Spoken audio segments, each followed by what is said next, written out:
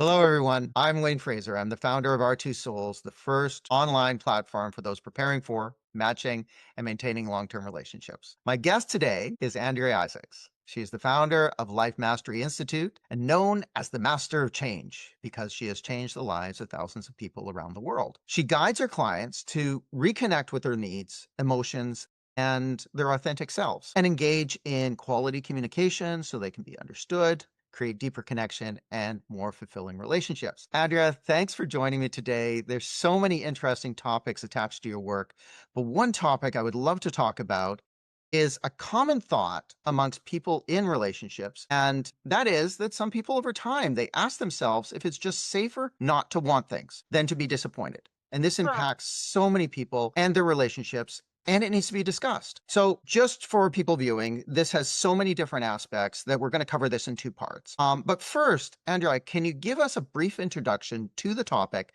kind of set the stage before we talk about reciprocity, security and wanting, and how childhood shapes us? It's a big question and for a few sentences. Yes. Well, many years ago, I was visiting with some friends, and one of my friends asked me this question I'd never been asked. What's the most important thing in life for you? And I didn't think about it. I just blurted out my answer. And I blurted relationships. Woohoo! I know. My friend was like, his head like bounced backwards and he said, really? And I was like, well, yeah. And what's funny about that moment is I'd never thought how important that was. I never owned it. I felt it, but I never really knew that. And it's one of the most complicated things in life because all of our emotions get, wound up in relationship and all the challenge, most of the challenges people have are interactive and they get hurt or upset or angry. And it all goes back to how people communicate. Because when you don't communicate whatever you want or are feeling or needing or having going on in your, if you don't communicate it, you're not known, you're not understood. Anyway, the challenge of relationships has become so crucial in your happiness because I believe the quality of your life is reflected by the quality of your relationships. So if something's not going right in in your life, like, hey, take a look at your relationship. Yeah, no, that makes sense. And it all ties down to those connections that we have directly impact that quality, our quality of life. And it's actually interesting in that on somewhat tied to the subject is the report that was done by the US Surgeon General about loneliness and how it impacts our quality of life to the point where he actually related it back to how lethal loneliness is and equating it to smoking a number of cigarettes a day. So relationships are important. It relates back to so many areas of our life, and I love the opportunity to chat with you today. In fact, I've heard so many times that people have been more lonely in a relationship than when they lived alone. Hmm. And that's a really sad thought. Like that should be a time of feeling like you belong, being together with someone. Doesn't always happen that way. Yeah, no, that's quite true. And so the more work we put into our relationships, the better our quality life is. Yes. Okay, so one of the things that you talk about a lot is the law of reciprocity. Can you describe what is reciprocity and how does it affect our relationships? Reciprocity is a two-way street. There are people who are givers, and you could say there are people who are takers. But I want to look at it from this perspective because I work a lot with people who are in the service industry. It could be, doctors and nurses and PAs and EMTs and the custodians, the schedulers, but it's also gardeners and landscapers. It's moms, it's dads, it's single parents, it's friends, it's people taking care of your family. And then I was writing about this and I realized, oh my gosh, in a way, everybody is in a service field because we are all here to be of service to those we love, if not to, to our clients and the world and all of that. So what that means, and I've seen this so many times, is when people who are givers and when you're of service, when you're here for someone else, you are of service. And we have neural pathways for every thought, every feeling, every action we've ever done. And the patterns that we repeat most often get really, really strong, just like going to the gym and doing your reps and your muscles get bigger and stronger. We do reps with our neural pathways. And so for those of us who are givers, we have very strong, we've done a lot of reps for giving. And so that neural pathway for going from you towards others is very strong. Very strong. Yeah.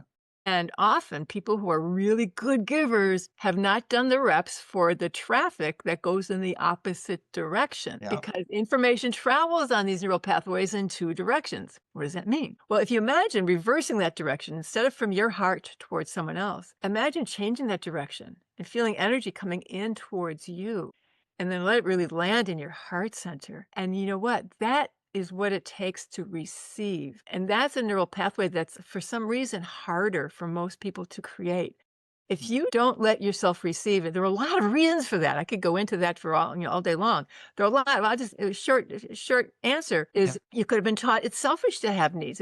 Other people's needs are more important. I've got 10 kids. You've got to be self-sufficient. You got to take care of it your own.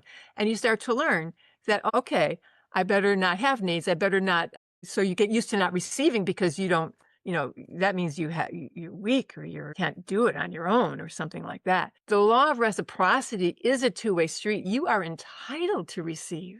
It's half of the law of reciprocity. So we That get to makes be, a lot of sense. yeah, we get to have, let others be there for us. Yeah. So now in a relationship, how does this show up? Well, if you don't let yourself receive, what I've seen over and over again is people start to get resentful. Here's a client who came to me right after COVID hit, and she said, I just told my husband of 50 years that I want a divorce. But now she's sheltering at home with a Yeah.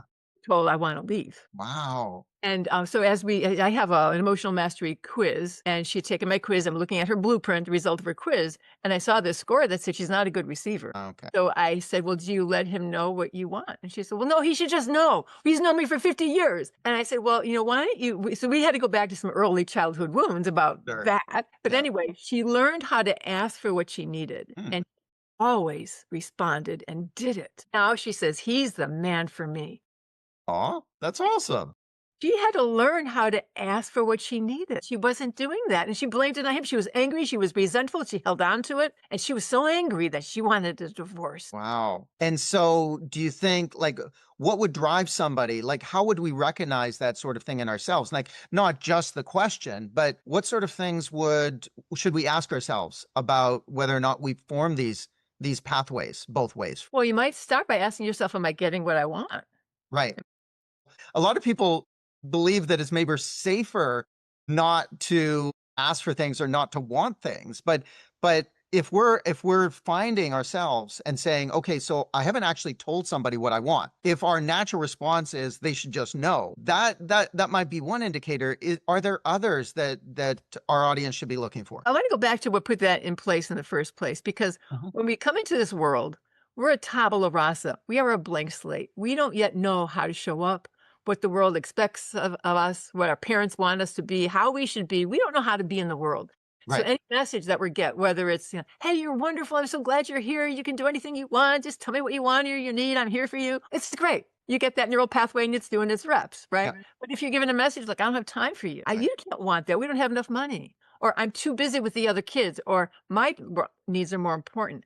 When a Mhm. little kid has a want or a need, not just little kids, for us too. If Right. we have a want or a need and we ask for it, and if someone says no, it hurts. It hurts so much that we unconsciously decide it's better not to have a want. I don't get to want. In fact, some kids are even told you don't get to want. Right. Can't want. It's safer not to want. And so they smother the voice of their longing. They literally smother it because if they knew what they wanted, it would be too painful to not have it met. It's much safer. It's less painful not to want. And so there's so many consequences of not knowing what you want that does it impact relationships? Well, you bet. It could be you're not choosing the relationship you want. Yeah. And that's pretty scary. I know, right? Okay, so then we get into this environment where we don't ask for what we want because those muscles that you talk about aren't there. So it just becomes I'm just going to wait for somebody to tell me or to give me what I'm looking for because I either don't know what I want or I'm afraid to ask for it. Well, all of the above. So I guess the question is, we might recognize those two things in ourselves. What would be a good step to get beyond that and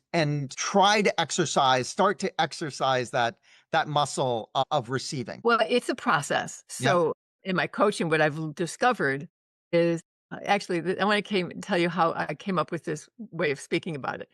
One client is she loves to cook and bake, Mhm. and we started a conversation about chocolate chip cookies for some reason. I don't know why. If I were to eat a cookie, it would be a chocolate chip cookie. I'm telling you. I'm down for that. Yep. All right, cool. Well, and funnily, Neither of us really like oatmeal raisin cookies. Okay. And the reason is because raisins take up space where chocolate ought to be. Ah. And then we were talking about these early life wounds. Not wanting takes up space where my joy ought to be. Not wanting takes up space where my needs getting met ought to be. Not wanting Ah. takes up space. What I realize is that wounds, these early life wounds, take up room. Right. So much room, there's no room left for a new neural pathway. And because when we want to change, a lot of people are smart. They know how to do stuff. They know a lot of things. But when you don't have space for a new neural pathway, the change you want, no matter how much you want it, won't happen because those wounds are taking up room. Right. So I have different modalities that I use for healing those wounds. And when the wounds heal, there's space. And Makes a in lot their of sense. place, there's space. There's room for a new neural pathway. I used to think that when the change you want doesn't happen, you just need to embody the change you want. Now, there's a lot of truth to that. I still stand by it. However, sometimes even then the change doesn't happen. And that's because there are old wounds taking up room. So, something that I would suggest is really own the belief that you matter. You matter. What you want matters. Your needs matter. Your wants matter. Your thoughts matter. Your feelings matter. Who you are matters. You matter. And just to say that to yourself, like, I matter, to say it over and over and over again with an I statement, of course, not a you statement. It's Mhm. really great when someone tells you, but we need to embody it ourselves. And that's in terms of right now and healing that wound, that's like the best thing that any of us could do to remind ourselves. Whenever we have a dream, there's something we want. It's like, it's so easy to say, well, I'll do that later. I can do that. What do you need? And I'll take care of what you need.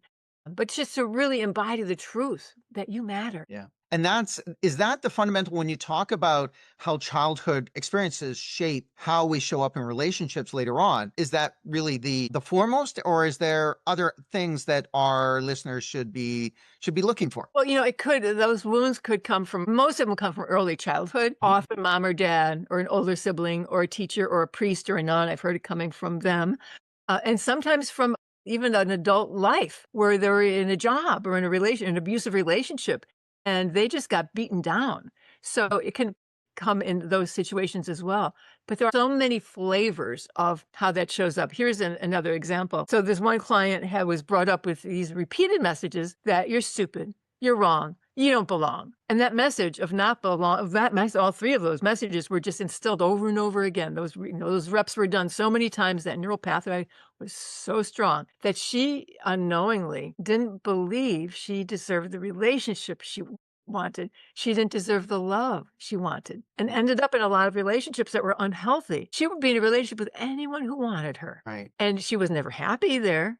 And so she Right. would finally leave, but it would take a while. And boy, that was an old, old wound that needed some deep healing. Right. No, that makes sense. Is it because that she was accepting whoever accepted her rather than making an actual choice on who was good for her? She didn't know she got to choose. Right. She didn't know she could choose. And we all do have that choice. We don't necessarily decide to execute on that choice, I guess. Choice may not even occur to us. Oh, he'll have me. Someone wants me. I Yeah. can belong here. Oh, how great. They can see it that way without realizing, oh, I'm not choosing this. Yeah. Over time they realized, she realized she wasn't happy there, but someone wants me. I want it. Oh, yay. That's enough. That's enough for someone who has that. I think a lot of people can relate to that. I really appreciate that. It's probably a good time to move to our second part to this.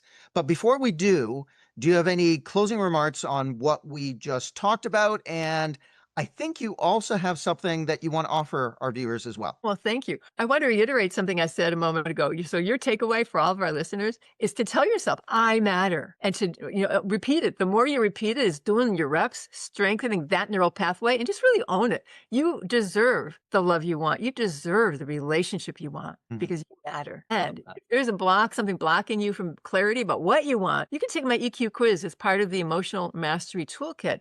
And when I look at your blueprint, the results of your quiz, I could find out what it is that's holding you back from the love you want. That sounds amazing. Thank you so much for that. And I know that they'll appreciate it as well. Okay, so thanks for this. We're going to take a break on our recording here and we will come up again in part two. So we'll see everybody in part two then. Y'all in part two. All right. Bye for now.